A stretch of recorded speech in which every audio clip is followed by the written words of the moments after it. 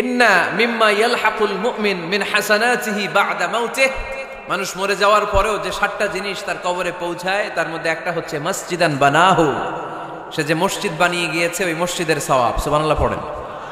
আপনি টাকা দিয়ে মসজিদ বানিয়ে দিলেন, ওই মসজিদে মুসল্লিরা নামাজ পড়ে, রোজাদাররা এসে ওখানে ইফতার খায়, তাহাজ্জুদ আদায়কারীরা তাহাজ্জুদ পড়ে, তাদের সওয়াবের কমতি হবে না, কিন্তু তাদের সওয়াবের একটা পার্সেন্টেজ সওয়াব যে ব্যক্তি মসজিদ বানালো তার আমলনামায় আল্লাহ ঢুকিয়ে দেয়।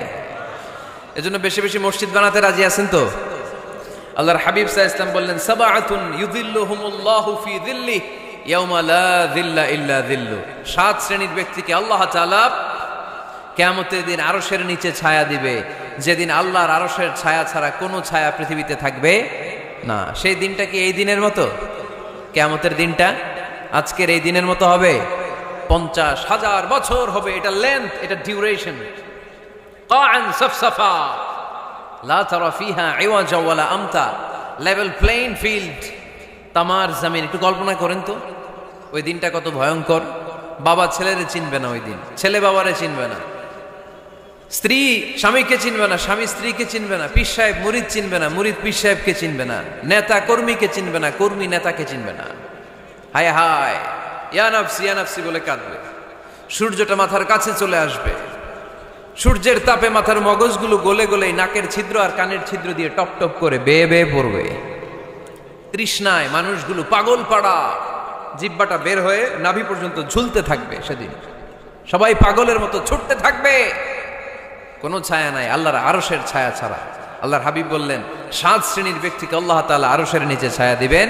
এর মধ্যে 1 শ্রেণীর ব্যক্তি রাজুলুন কলবুহু মুআল্লাকুন বিল মাসাজিদ, ওই ব্যক্তি যার হৃদয়টা সবসময় আল্লাহর মসজিদের সাথে লেগে থাকে। মসজিদের সাথে যার হৃদয় লেগে থাকে তাকে আরশের নিচে ছায়া দিবে কে?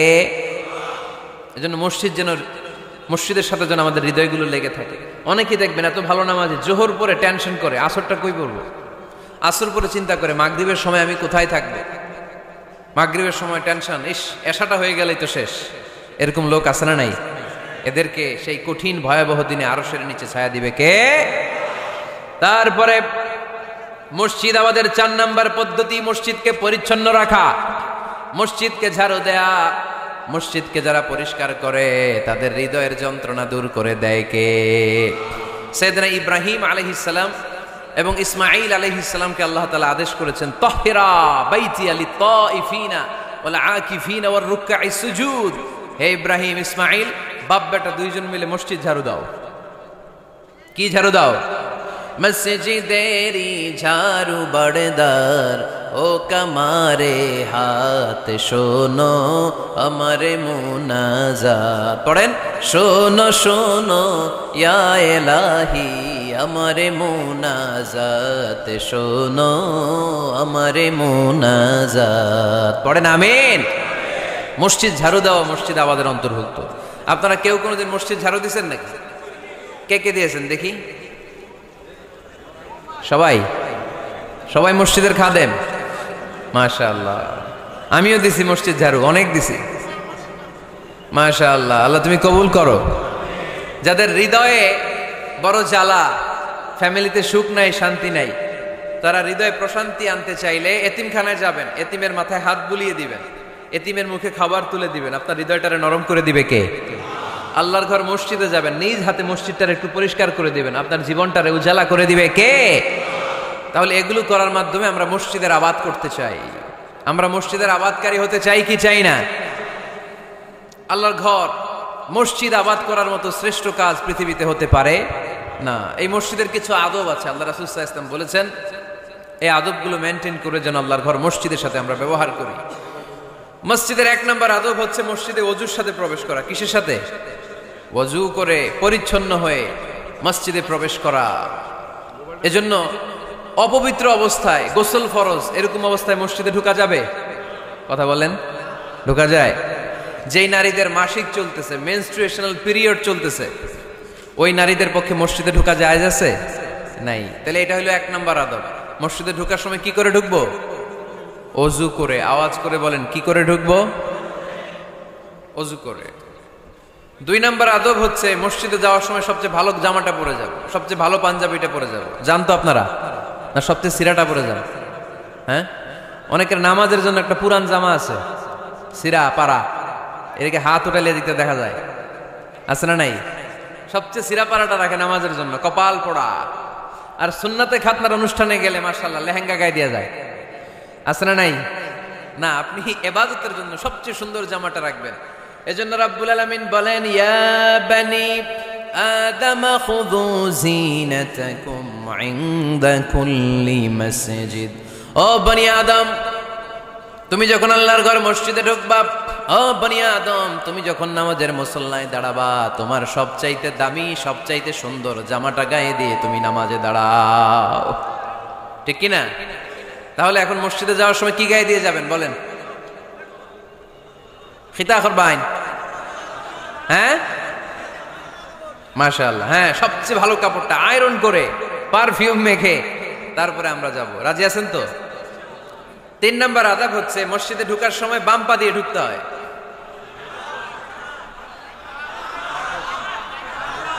কোন পা? আরো জোরে। এদেরকে গুতা মারা লাগে, নাইলে আওয়াজ বাড়ে না, এরকম ভলিউম টাইট করতে হয়, ভলিউম হাই করলে এরপরে বাড়ে, এমনি বলতে চায় না। ঘটনা কি? হ্যাঁ, খায় নাই। বদরের যুদ্ধ হয়েছিল রমাদানে, কোন সাহাবী খায় নাই, না খাইয়া একেবারে সাইজ করে দিছে কাফেরদেরকে। আমরা না খেলেও আমাদের হৃদয়ে ইমানি শক্তি আছে না নাই? এই তো বোঝা যাচ্ছে ইমানি শক্তি আছে। এতক্ষণ আছিল কই? তো মসজিদে ঢুকার সময় কোন পা দিয়ে? এগুলো মনে থাকে আমাদের, ভুলা যাই আমরা, খেয়াল থাকে না তো এগুলা। এত কিছু মনের মধ্যে রাখলে এগুলো মনে থাকবে কেমনে? মসজিদে ঢুকার সময় কোন পা? আরো জোরে। বেরোয়ার সময় কোন পা? মনে থাকবে। মসজিদে যখন ঢুকবেন ডান পা দিয়ে ঢুকবেন, আর দোয়া পড়বেন, আউযু বিল্লাহিল আযীম ওয়া বিওয়াজহিল কারীম ওয়া সুলতানিহিল কদীম মিনাশ শাইতানির রাজীম। বিষ্ণু ইসা ইসলাম বললেন, যে ব্যক্তি মসজিদে ঢোকার সময় এই দোয়াটা পড়বে, শয়তান আফসোস শুরু করে, সে বলে, হায় হায়, আজকের দিনের জন্য, সারা দিনের জন্য তো তুই আমার ওয়াসওয়াসা থেকে বেঁচে গেলি, আজকের সারা দিনের জন্য তোরে আমি হারালাম, আজকের সারাটা দিন আল্লাহর পক্ষ থেকে প্রোটেকশন নিয়ে তুই বেঁচে গেলি, আজকের জন্য যা, কালকে তোরে আমি ধরবো। এজন্য এই দোয়াটা পড়ার দরকার আছে না? আউযু বিল্লাহিল আযীম ওয়া বিওয়াজহিল কারীম ওয়া সুলতানিহিল কদীম মিনাশ শাইতানির রাজীম। 4টা বাক্যের দোয়া। মুখস্থ করতে কষ্ট হলে যে ইউটিউবে চলে যাবে আজকেই, ওখান থেকে শুনে আপনারা মুখস্থ করে নেবেন, এই দোয়াটা পড়বেন, তাহলে ওই দিনের জন্য শয়তানের ওয়াসওয়াসা, টেম্পটেশন, প্রভোকেশন থেকে আপনি আল্লাহ তাআলার প্রোটেকশনে চলে গেলেন। সুবহানাল্লাহ পড়েন। তারপর আল্লাহর হাবিব বললেন, ঢোকার আগে আমারে সালাম দাও। পড়বেন, আসসালামু আলাইকা আইয়ুহান নাবিয়্যু ওয়া রাহমাতুল্লাহি ওয়া বারাকাত। এই 2টা জিনিস যখন করে ফেললেন, তখন ডান পা দিয়ে পড়বেন, আল্লাহুম্মা আফতাহ লি আবওয়াবা রাহমাতিক। সুবহানাল্লাহ পড়েন। আল্লাহুম্মা আফতাহ লি, ও আল্লাহ আমার জন্য তুমি খুলে দাও, আবওয়াবা রাহমাতিক, তোমার রহমতের দরজা। তার মানে মসজিদে ঢুকলে রহমত পাওয়া যায় কি যায় না? মসজিদে ঢুকলে পাওয়া যায় রহমত, মসজিদের বাইরে রহমতের কথা আল্লাহ বলে নাই। মসজিদের ভিতরে রহমত। কোথায় রহমত? কোথায়? মসজিদের ভিতরে রহমত আছে না? তার প্রমাণ, মসজিদে ঢুকলেই শান্তি লাগে কেমন জানি, আর ঘুমে ধরে। মসজিদে ঘুমাইছেন কারা কারা দেখি? সবাই ঘুমাইছেন? আরে আমি কত ঘুমাইছি।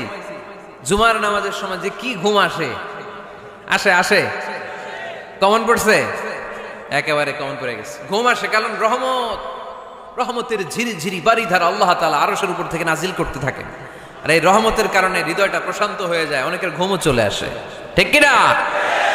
এজন্য আল্লাহুম্মা আফতাহ লি আবওয়াবা রাহমাতিক, ও আল্লাহ তোমার রহমতের দরজাগুলো আমার জন্য খুলে দাও। এই দোয়া পড়লে রহমতের দরজা খুলে দেয় কে? আবার মসজিদ থেকে যখন বের হবেন তখন কোন পা দিয়ে? জোরে বলেন। বাম পা দিয়ে কি পড়বেন? আল্লাহুম্মা ইন্নী আসআলুকা মিন ফাদলিক, ও আল্লাহ তোমার কাছে আমি তোমার পক্ষ থেকে ফদল চাই, মানে রিজিক চাই, রিজিক দেওয়ার মালিক কে? তার মানে খুব সোজা সাপটা কথা হচ্ছে, মসজিদের ভিতরে পাওয়া যায় রহমত, আর বাইরে পাওয়া যায় ফদল বা রিজিক। বাইরে পাওয়া যায় কি? রিজিক। মসজিদের ভিতরে রিজিক আছে, তার মানে সারাদিন মসজিদে বসে থাকলে রিজিক মিলবে।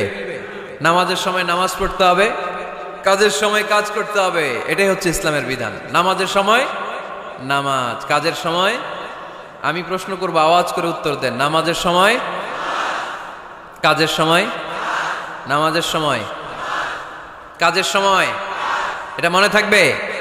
এজন্য আল্লাহ বলেন ফাইদা কুদিয়াতিস সালাতু ফান্তাশিরু ফিল আরদি ওয়াবতাগু মিন ফাদলিল্লাহ। যখন তোমাদের সালাত শেষ হয়ে যায়, আল্লাহর রিজিক অন্বেষণের জন্য আল্লাহর জমিনে তোমরা ছড়িয়ে যাও। নামাজের সময় আসবেন, নামাজ শেষ বের হয়ে যান। ফান্তাশিরু ফিল আরদ, জমিনে ছড়িয়ে পড়ো।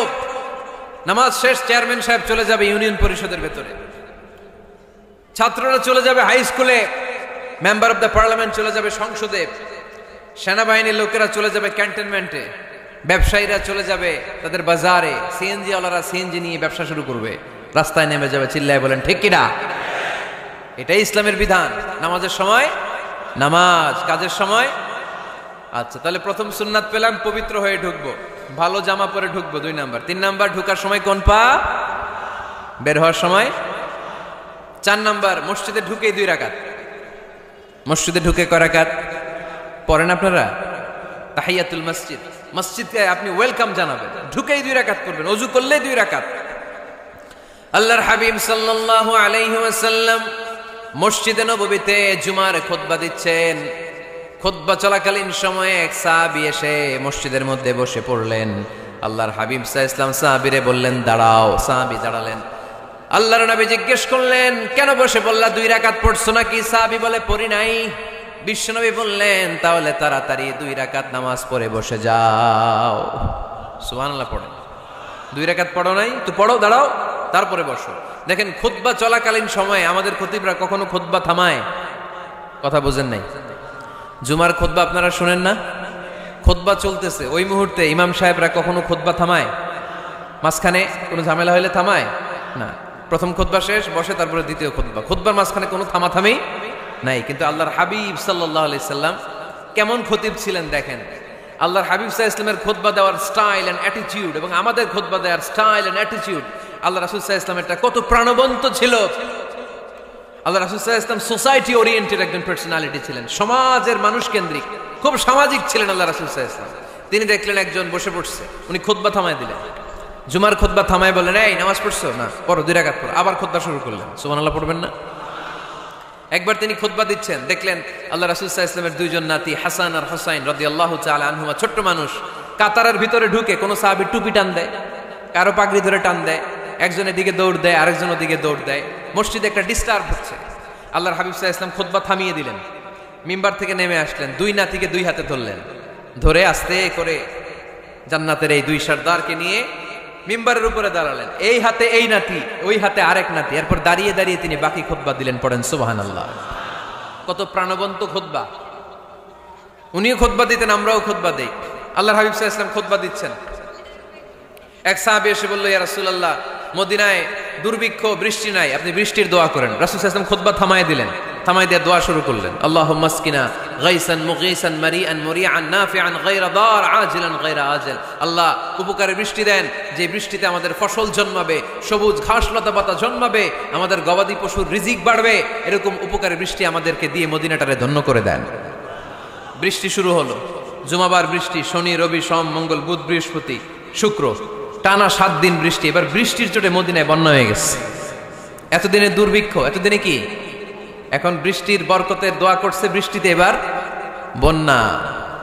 যেই সাহাবী বৃষ্টির জন্য দোয়া করতে বলেছিলেন, পরের জুমাবারের খুতবার সময় এসে ওই সাহাবী বলেন ইয়া রাসূলুল্লাহ, আবার খুতবার মাঝখানে ইয়া রাসূলুল্লাহ, আর বৃষ্টির দরকার নেই, আর দরকার নেই, এবার বৃষ্টি বন্ধের দোয়া করেন। আল্লাহর হাবিব সাল্লাল্লাহু আলাইহি ওয়াসাল্লাম খুতবা থামিয়ে আবার বন্ধের দোয়া, আল্লাহুম্মা হাওয়ালাইনা ওয়ালা আলাইনা, হে আল্লাহ আমাদের চারিদিকে দেন, মদিনাতে আর বৃষ্টির দরকার নেই। চিল্লায় পড়েন সুবহানাল্লাহ।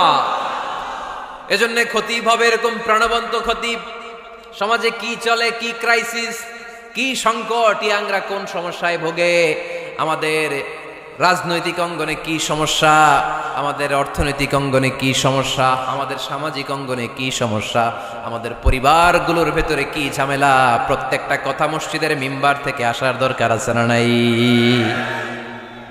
আল্লাহর হাবিব সাল্লাল্লাহু আলাইহি ওয়াসাল্লাম এভাবেই সমাজকে ঠিক করে দিতেন। 2 রাকাত মসজিদে ঢুকে আজকে থেকে আমরা পড়ব। মসজিদে ঢুকলেই কয় রাকাত মনে থাকবে না ভুলে যাবেন? তারপরে আল্লাহর হাবিব সাল্লাল্লাহু আলাইহি ওয়াসাল্লাম বলেছেন খবরদার কবরের উপর মসজিদ বানিও না। কবরস্থান একদিকে, মসজিদ আর একদিকে, কিন্তু বাংলাদেশে মসজিদের সাথে কবর মেলানো আছে না নাই? ছোট্ট একটা মসজিদ, কিন্তু এত বড় বাবার কবর আছে না নাই? না, এগুলো করবেন না আপনি। আগে হবে মসজিদ, পরে কবরস্থান। যেমন মসজিদে নববী হয়েছে আগে, তারপরে বিশ্বনবীর কবর এখানে আছে না নাই? মসজিদে নববী প্রতিষ্ঠিত হয়েছে আগে, পরে বাকি কবরস্থান আছে না নাই? কিন্তু কোন আল্লাহর ওলির কবরস্থানের উপরে যদি মসজিদ বানান, তার উপর লানাত দিয়েছে কে? লাআনা রাসূলুল্লাহ আলাল ইয়াহুদ ওয়ান নাসারা ইত্তাখাযু কুবুর আমবিয়াইহিম মাসাজিদা। আল্লাহর রাসূলের লানত ইহুদি নাসারাদের উপর, কারণ ইহুদি আর নাসারাদের একটা খাসলাত, একটা বৈশিষ্ট্য ছিল, তারা তাদের নবীদের কবরের উপরে মসজিদ বানায় ফেলত। এটা করা যাবে? এজন্য এলাকায় এলাকায় এই ঝামেলা, কবর আর মসজিদ হবে আলাদা। আবার মসজিদের কেবলার দিকে যেন কবরস্থান না হয়, তাহলে শিরক হওয়ার সম্ভাবনা আছে না নাই? খুব সাবধান, আল্লাহ সব মাফ করে কিন্তু শিরক মাফ করে না, ঠিক কিনা? শিরক হচ্ছে মহাপাপ, সব পাপের বাপ। এজন্য আমরা সব করলেও শিরকের গুনাহ মুসলমান কখনো করতে পারে।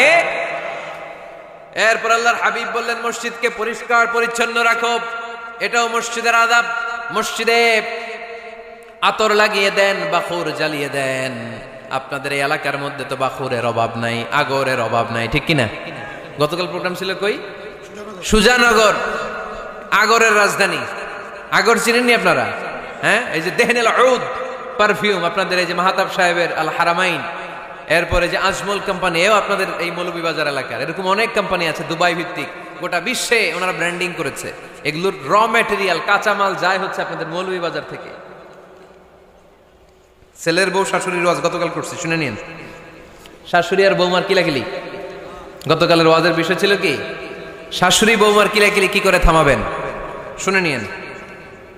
আচ্ছা, ঠিক আছে, মুফতি সাহেবদের কাছ থেকে জেনে নেবেন এই প্রশ্ন। আমি উত্তর দিলে আবার কিলাকিলি লেগে যাবে বাংলাদেশ। কিলাকিলির দরকার নেই। সম্মানিত ভাইয়েরা, মসজিদ পরিষ্কার পরিচ্ছন্ন রাখবেন, এই বাখুর জ্বালাবেন, দেহনেল উদ, এই পারফিউম গুলো ছড়িয়ে দিবেন। মসজিদের মধ্যে অনেক মসজিদে দুর্গন্ধ আছে না নাই? এই কার্পেটের মধ্যে ময়লা, পরিষ্কার করে না। আল্লাহর হাবিব সাল্লাল্লাহু আলাইহি ওয়াসাল্লাম বলেছেন, খবরদার, আম্মা জান আয়েশা বর্ণনা করেন, আমার রাসূলুল্লাহ সাল্লাল্লাহু আলাইহি ওয়াসাল্লাম বিবিনাইল মসজিদ ফি দুয়ার ওয়া আন তুতায়্যাবা ওয়া তুনাযযাফ, আমরা যেন এলাকা এলাকায় মসজিদ বানাই, মসজিদগুলোকে যেন পারফিউম দিয়ে, আতর দিয়ে সুগন্ধময় করে দেয়। বিশ্বনবী আদেশ করেছেন, সুবহানাল্লাহ পড়েন। এজন্য কোনো অপরিচ্ছন্ন মসজিদ থাকতে পারবে না। মসজিদের পাশ দিয়ে গেলে আতরের ঘ্রাণে আমোদ হয়ে লোকজন যেন বুঝতে পারে এটা আল্লাহর ঘর, মসজিদ। চিল্লায় বলেন ঠিক কি না? এরপরে আল্লাহর হাবিব সাল্লাল্লাহু আলাইহি ওয়াসাল্লাম বলেছেন, মসজিদের আরেকটা আদব হলো মসজিদকে অতিমাত্রায় ডিজাইন না করা। বেশি ডিজাইন করা যাবে না। এমন ডিজাইন করা যাবে না যেটা মসজিদ বোঝাই যায় না। এত লাইটিং ফাইটিং করে, এটা কি মসজিদ না কমিউনিটি সেন্টার বোঝাই যায় না? আছে না নাই? আছে। এরকম যেন আমরা না করি সম্মানিত ভাইয়েরা। বিশেষ করে মসজিদের সামনের দেয়ালে। কোন দেয়ালে? সামনের দেয়ালটা, কেবলার দিকে যেই দেয়াল, এই দেয়ালটা হতে হবে ফ্রেশ, যাতে করে মানুষের দৃষ্টি আকর্ষণ না করে। প্রায় মসজিদের দেয়ালের মাঝখানে দেখবেন আপনি ক্যালেন্ডার ঝুলায় রাখে, আছে না নাই? মৌলভীবাজারের কি অবস্থা? খিতা খবর আছে? তো এই যে ক্যালেন্ডার ঝুলায় রাখে, ওইখানে দেখবেন বিভিন্ন মসজিদের ছবি, এতিমখানার ছবি, মানুষের ছবি। তো মানুষ নামাজও পড়ে, আবার ওগুলোও তাকায়, আছে না নাই? প্রথম কাতারে পরে ওইখানে কি লেখা, এগুলো পরে, তার ডিস্টার্ব হচ্ছে না? এই মুসল্লির দৃষ্টি যাতে অন্যদিকে না যায়, এটা খেয়াল রাখতে হবে। যদি পারা যায়, মসজিদের সামনে কোনো ঘড়ি টড়ি চলবে না। ঘড়ি মসজিদের পেছনের দেয়ালে, সময়সূচি পেছনের দেয়ালে, সব পেছনে। সময় কয়টা বাজে ওটা ইমাম দেখলেই চলবে, ইমাম এভাবে দেখে নিবে, আপনারাও দেখে নিবেন।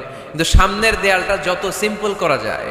আল্লাহর হাবিব সাল্লাল্লাহু আলাইহি ওয়াসাল্লাম নামাজ পড়া অবস্থায় সামনে এমন কিছু রাখতেন না যেটার দ্বারা আল্লাহর হাবিব সাল্লাল্লাহু আলাইহি ওয়াসাল্লামের সালাতে মনোযোগ অন্যদিকে চলে যায়। আমরা যখন সালাত পড়ি, যদি অন্যদিকে তাকাই, ফেরেশতার মাধ্যমে আল্লাহ একটা ডাক দেয়, বলে আকবিল, এই বান্দা ফিরে আয়, তোর নজর থাকা দরকার সিজদার জায়গায়, ফিরে আয়। আপনি আবার যখন অন্যদিকে তাকান, আল্লাহ বলে ফিরে আয়, সিজদার দিকে তাকা। আপনি আবার যখন ঘড়ির দিকে তাকান, আল্লাহ বলে আকবিল, ফিরে আয়, সিজদার দিকে তাকা। আপনি যখন আবার অন্যদিকে তাকান, তখন আল্লাহ বলে লা হাজাতা লি ইলা সালাতিক, তোর এই নামাজের দরকার আমার নাই। নাউজুবিল্লাহ পড়বেন না? তোর এই নামাজের দরকার আমার নাই। অজু করে কষ্ট করে যাকে খুশি করার জন্য আপনি সালাতে দাঁড়ালেন, উনি যদি বলে এই নামাজের দরকার নাই, তা কার জন্য নামাজ পড়লেন আপনি? কথা কি বুঝতে পেরেছেন? এই জন্য এলাকার গণ্যমান্য ব্যক্তিবর্গ আছে, আমাদের চেয়ারম্যান সাহেব আছে, আরো অন্যান্য বিজনেস ম্যাগনেটরা আছে। আপনারা মসজিদ যখন নির্মাণ করবেন, সামনের দেয়ালটা যত সাদামাটা হতে পারে ততই ভালো। এমনকি জায়নামাজের মধ্যে এখন কাবা ঘরের ছবি আছে না নাই? আছে না? কি মুসলমান আমরা, নিজের কাবারে নিজে লাথি মারি নামাজের আগে, মনের অজান্তে নিজের কাবাকে নিজে লাথি মারছি। এরকম জায়নামাজ ব্যবহার করা নিষেধ, চিল্লায় বলেন ঠিক কিনা? সাদা ফ্রেশ জায়নামাজ বাজারজাত করেন, আপনাদের সিদ্ধান্তই ওনাদের ব্যবসা বয়কট হয়ে যাবে। আপনারা যদি এখন থেকে মসজিদের মিনারা আর কাবা ঘরের যে প্রতিকৃতি বা ছবি, এরকম ছবি সম্বলিত জায়নামাজ কিনা বন্ধ করে দেন, এদের মার্কেট থাকবে? কথা বলেন। কালকে থেকে আমরা জায়নামাজ কেনার সময় ফ্রেশ জায়নামাজ কিনবো। কোনো মসজিদ, কোনো মিনার, আমাদের কাবা ঘরের ছবি সম্বলিত কোনো জায়নামাজ কিনা যাবে? আওয়াজ করে বলেন যাবে? যাবে না। এগুলো হচ্ছে মসজিদের আদাব, এগুলো রক্ষা করে মসজিদে ঢোকার দরকার আছে না নাই? তাহলে মসজিদ সবার, মসজিদ আল্লাহর হাবিব সাল্লাল্লাহু আলাইহি ওয়াসাল্লাম খ্রিস্টানদেরকে মসজিদে ঢুকতে দিয়েছেন, আর আমরা মুসলমান ভাইয়ের জন্য মসজিদে তালা ঝুলাই দেই, আছে না নাই? আল্লাহর হাবিব সাল্লাল্লাহু আলাইহি ওয়াসাল্লাম কোথাও গেলেই প্রথমে মসজিদ বানাতেন। কি বানাতেন? মসজিদ বানাতেন। মক্কা থেকে হিজরত করে মদিনায় আসলেন, কোবায় থাকলেন কয়েক সপ্তাহ। কোবা পল্লীতে তিনি মসজিদ বানালেন, মসজিদ কোবা। ওখানে প্রতি শনিবার কেউ যদি ওযু করে ওখানে যে 2 রাকাত নামাজ পড়ে, একটা কবুল উমরার সওয়াব আল্লাহ তাআলা তার আমলনামায় দিয়ে দেয়। মসজিদে কোবা বানালেন। তারপরে মদিনায় এসে মসজিদে নববী বানালেন আল্লাহর হাবিব সাল্লাল্লাহু আলাইহি ওয়াসাল্লাম, মসজিদে নববী। এটা ছিল আল্লাহ রাসূল সাল্লাল্লাহু আলাইহি ওয়াসাল্লামের বৈশিষ্ট্য। কোথাও গেলেই তিনি মসজিদ বানাতেন। মসজিদে নববী, হায় রে, এখন তো কত সুন্দর মসজিদ আমরা দেখি, আমরা যে সালাত পড়ি। আল্লাহর হাবিব সাল্লাল্লাহু আলাইহি সাল্লামের সময় মসজিদে নববী কি এরকম ছিল? কথা বলেন। ফ্লোর ছিল বালুর ফ্লোর। কিসের floor?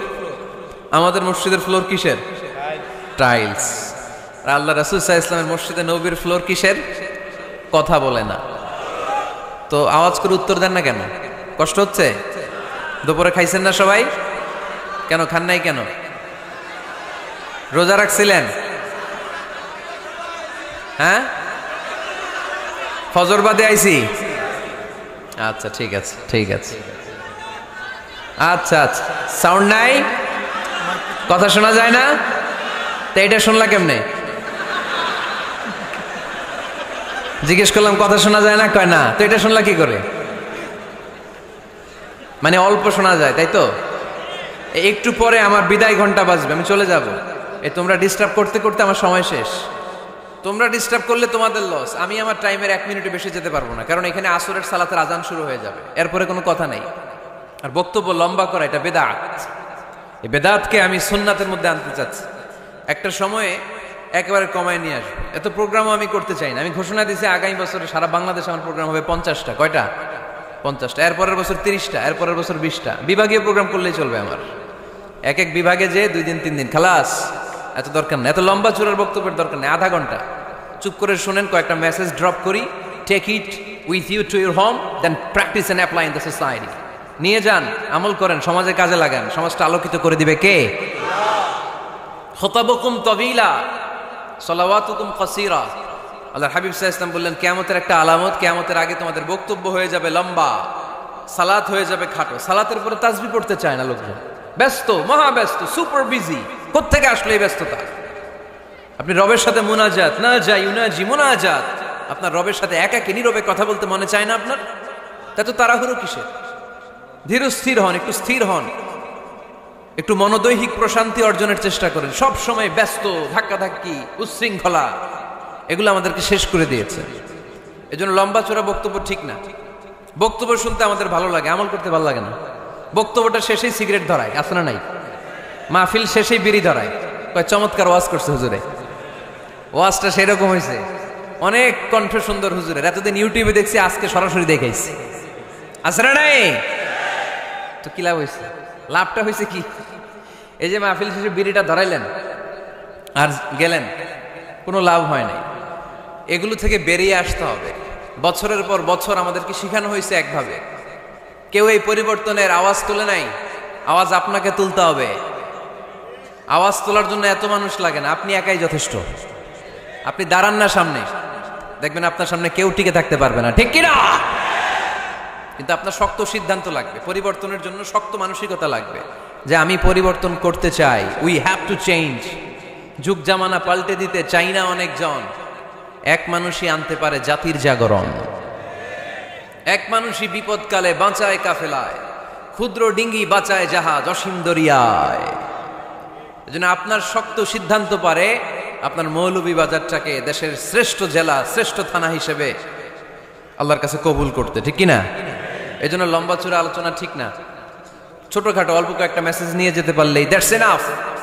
One of the minor signs before the day of judgment, your Islamic lectures will be very longer and your salah 5 times a day will be shorter. কিয়ামতের আগে বক্তব্য লম্বা, নামাজ খাটো, তাসবিহ পড়ে না, ব্যস্ত, মহাব্যস্ত। এই মহাব্যস্ততা ছাড়েন, কোরআন সুন্নাহর দিকে ফিরে আসেন। বরকত দিবে কে? বিশ্বনবীর মসজিদে নববীর ফ্লোর বালুর ফ্লোর ছিল, আমাদের ফ্লোর টাইলস। আল্লাহর হাবিব সাল্লাল্লাহু আলাইহি ওয়াসাল্লামের মসজিদে বালি নিচে, এই বালিতেই নামাজ পড়তেন। বৃষ্টি হলে কাদামাটি হয়ে যেত, কাদামাটিতেই সেজদা করতেন। সেজদা করলে কাদার মাটি আল্লাহর হাবিব সাল্লাল্লাহু আলাইহি ওয়াসাল্লামের নাকে আর কপালে লেগে যেত। তিনি সালাম ফিরিয়ে সাহাবাদের দিকে মুখ ফিরিয়ে বসলে দেখতেন প্রতিটা সাহাবীর নাকে আর কপালে কাদার মাটি মিশে আছে। তার মানে প্রিয় নবী সাল্লাল্লাহু আলাইহি ওয়াসাল্লামের মসজিদে নববী ছিল কাঁচা, কিন্তু মুসল্লি ছিল পাকা। আমাদের মসজিদগুলা হয়েছে পাকা, কিন্তু মুসল্লি কাঁচা, ঠিক কিনা? ফজরের সালাতে মানুষ নাই। ইমাম সাহেব আছেন কে কে এলাকায়? দেখি ইমাম, মসজিদের ইমাম, মাশাআল্লাহ। আপনাদের এইখানে ওই মসজিদে ফজরের নামাজে কয় কাতার হয়? 5 জন 6 জন? কেনে এত কম? কেনে? হ্যাঁ, আসে না, আসতে চায় না লোকজন। তো এই যে 5-6 জন ফজরের সালাতে, কল্পনা করতে পারেন ফজরের সালাতে এত কম লোক? ফজরের জামাতে লোক যায় না, এটা একটা মহামারী। যেদিন ফজরের জামাতের দৃশ্য আর জুমার নামাজের দৃশ্য একরকম হয়ে যাবে, ওই দিনই বাংলাদেশে ইসলাম কায়েম হয়ে যাবে। এখন স্লোগান তোলে বিপ্লব বিপ্লব, ইসলামী বিপ্লব। আর ফজরের সময় আমি কম্বলের ভিতরে, আছে না নাই? কোনো বিপ্লব হবে না। ফজরের নামাজ জামাতে পড়ুন, সকালটারে বরকতময় করে দিবে কে? আল্লাহর হাবিব সাল্লাল্লাহু আলাইহি ওয়াসাল্লামের মসজিদ ছিল সবার জন্য উন্মুক্ত, এখানে সবাই আসতে পারত। এজন্য মসজিদ হবে সবার। আমরা মসজিদের আবাদকারী হতে চাই। এজন্য রব্বুল আলামিন বলেন, ইন্নামা ইয়া'মুরু মাসাজিদাল্লাহি মান আমানা বিল্লাহি ওয়াল ইয়াউমিল আখির ওয়া কামাস সালাতা ওয়া আতাজ যাকাতা ওয়া লাম ইয়াখশা ইল্লাল্লাহ فعسى أولئك أن يكونوا من المهتدين। সুবহান আল্লাহ পড়েন। রব্বুল আলামিন বললেন মসজিদের আবাদকারী হবে তারা যারা আল্লাহর প্রতি ঈমান আনে, আখিরাতের প্রতি ঈমান আনে, যারা সালাত কায়েম করে, যারা যাকাত আদায় করে, যারা দুনিয়ার কাউকে ভয় পায় না, ভয় পায় একজনকে। চিল্লায় বলেন তিনি কে? যাদের হৃদয়ে আছে আল্লাহর ভয়, তারা কবু পথ ভুলে যায় না। আল্লাহর প্রেম ছাড়া এই দুনিয়া কারো কাছে কোনো কিছু চায় না, ঠিক কিনা? তাহলে যারা মসজিদের আবাদকারী এরা ভয় পায় একজনকে, চিল্লায় বলেন তিনি কে? মসজিদের আবাদকারীদের প্রথম গুণ, তারা আল্লাহ বিশ্বাস করে, তারা আখিরাতে বিশ্বাস করে, তারা সালাত কায়েম করে, তারা যাকাত আদায় করে, তারা আল্লাহ ছাড়া পৃথিবীর কাউরে ভয় পায় না। আল্লাহ বলেন ফাআসা উলাইকা আইয়াকুনু মিনাল মুহতাদিন, আশা করা যায় তারাই হলো হেদায়েতের রাস্তার উপরে আছে, ঠিক কি না? তারাই মসজিদের আবাদকারী, যারা মসজিদে যায়, সালাত আদায় করে। এখন মসজিদের আবাদকারী আপনি হতে চান, আপনি মসজিদে যান না, আপনি আবাদকারী হতে পারবেন? মসজিদের অনেক সভাপতি আছে মসজিদে যায় না, আছে না নাই? মৌলভীবাজারে এই সমস্যা বোধহয় নাই। মসজিদের সেক্রেটারি মসজিদে যায় না, আছে না নাই? তাহলে হইলো, এটা হইলো, এটা মেনে নেওয়া যায়? এই জন্য সভাপতি সাহেবরা, আপনি কষ্ট করে মসজিদ বানিয়েছেন, মসজিদে যাবেন। এই কথা বলেন কেন? এত দিকে বিশৃঙ্খলা হইলে কেমন হবে? বসেন আর অল্প কয়েক মিনিট। সভাপতি সাহেব আপনি মসজিদে যাবেন, সেক্রেটারি সাহেব আপনি মসজিদে যাবেন, তাহলে আপনি সঠিক মসজিদের আবাদকারী হবেন, ঠিক কিনা? আমরা মসজিদের আবাদকারী হতে চাই ইনশাআল্লাহ। পড়েন উমরানুল মাসাজিদ। মসজিদের আবাদ কি করে করতে হয়? মসজিদ আবাদ করার 1 নাম্বার মাধ্যম হচ্ছে মসজিদ নির্মাণ করা। কি করা? নির্মাণ করা। খেয়াল করবেন, আল্লাহর হাবিব সাল্লাল্লাহু আলাইহি ওয়াসাল্লাম বলেছেন, মান বানা মসজিদান মিন মালিহি ফিদ দুনিয়া বানাল্লাহু লাহু বাইতান ফিল জান্নাহ। যে ব্যক্তি নিজের পকেটের টাকা খরচ করে দুনিয়াতে মসজিদ বানায়, আল্লাহ তাআলা তার জন্য জান্নাতে ঘর বানায়। 60টা জিনিস মানুষ মরে যাওয়ার পরে তার কবরে পৌঁছতে থাকে। ইন্না মিম্মা ইয়ালহাকুল মুমিন মিন হাসানাতিহি বা'দা মাউতিহি, মানুষ মরে যাওয়ার পরেও যে 60টা জিনিস তার কবরে পৌঁছায় তার মধ্যে একটা হচ্ছে মসজিদান বানাহু, সে যে মসজিদ বানিয়ে গিয়েছে ওই মসজিদের সওয়াব। সুবহানাল্লাহ পড়েন।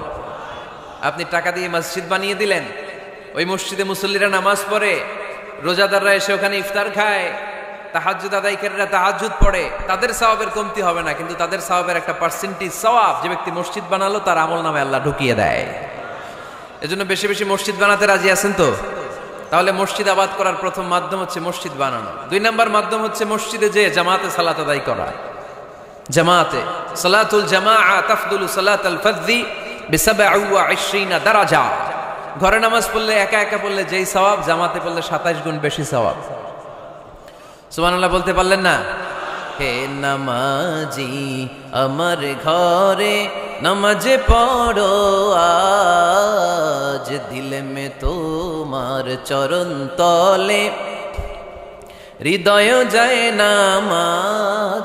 হে নামাজি আমার ঘরে নামাজ পড়ো আজ, দিল